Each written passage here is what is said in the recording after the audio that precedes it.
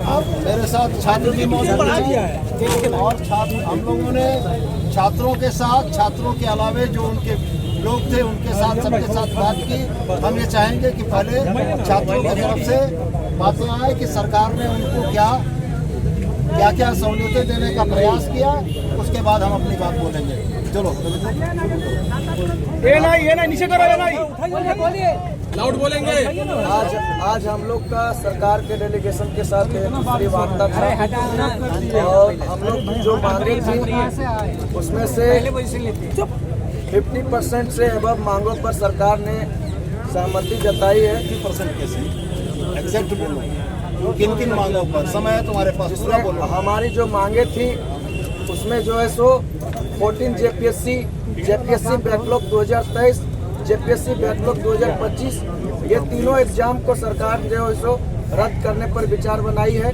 इसके अलावा TDPL agency द्वारा जितने भी एग्जाम ली गई है उस पर जो है सो सरकार ने सीआईडी और ईडी का जांच का प्रस्ताव दिए हैं।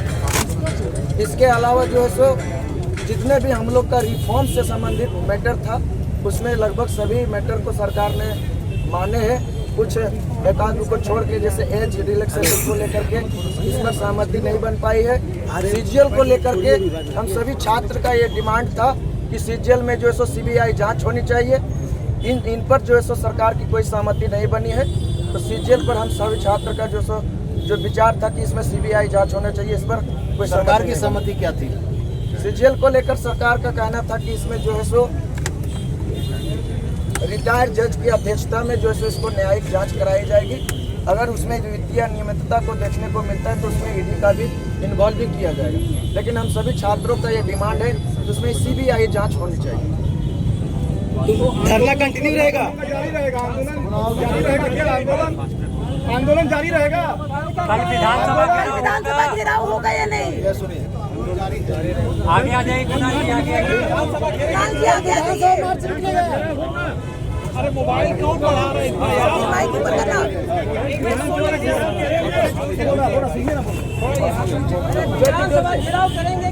जोर से। आज जो सारा बात हुआ कई मुद्दों पे हम लोग का वार्ता था। 14वीं जेपीएससी, टीडीपीएल एजेंसी, सीजीएल, साथ ही साथ एज रिलैक्सेशन और रिफॉर्म्स का कुछ मांग। और रिफॉर्म्स का ज़्यादातर मांग जो है सर ने सहमति दी है कि उसके लिए हम कंसिडर करेंगे।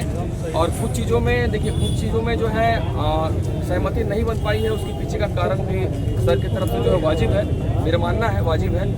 लेकिन 14वीं जेपीएससी पे सर की सहमति कि 14वीं जेपीएससी की परीक्षा रद्द हम लोग कर रहे हैं। साथ ही साथ बैकलॉग पर 2 एग्जाम है उसको भी हम लोग रद्द कर रहे हैं। फास्ट ट्रैक कोर्ट के गठन पे भी सर की सहमति है। जो सबसे मेन बोन ऑफ कंटेंशन है वो जेएसएससी, सीजीएल और कुछ पीजीटी वगैरह।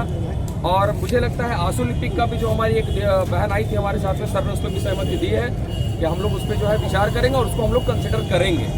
अब जो सबसे बड़ा हम लोग का बोन ऑफ कंटेंशन है जेएसएससी, सीजीएल का, साथ ही साथ टीडीपीएल ने जितनी परीक्षाएं कराई हैं, टीडीपीएल से जो भी परीक्षाएं हुई, हमारे डिमांड है कि सारी परीक्षाओं को रद्द किया जाना चाहिए।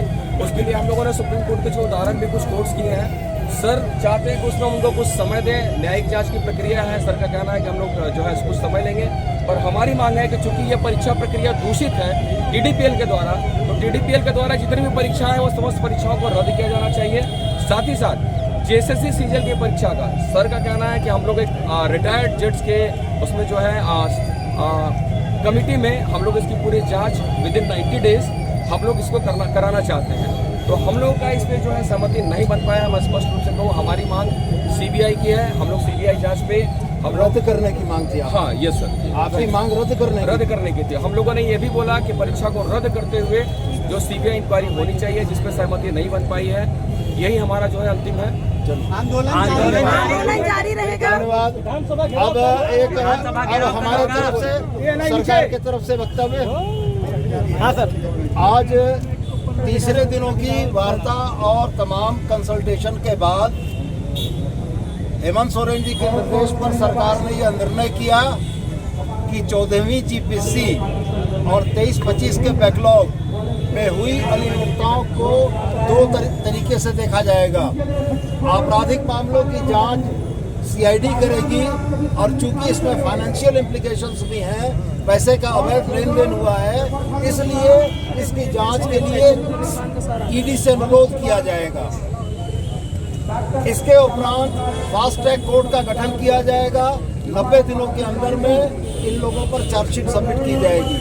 अलावे जो रिफॉर्म्स के मामले थे उस पर सरकार का यह कहना था कि विशेषज्ञों से राय लेकर IIT ISM IIM रांची और एक्सएलआरआई के विशेषज्ञों की राय के आधार पर एक कमेटी बनाकर सारा रिफॉर्म्स किया जाएगा। इन तमाम बातों के बाद छात्र प्रतिनिधियों का यह मांग था कि CGL की परीक्षा को रद्द किया जाना चाहिए। सरकार का स्पष्ट कथन यह था कि यह परीक्षा ऑनरेबल हाई कोर्ट और सुप्रीम कोर्ट के दिशा निर्देश पर हुई है, इसलिए इस परीक्षा को रद्द करने में सरकार सक्षम नहीं है।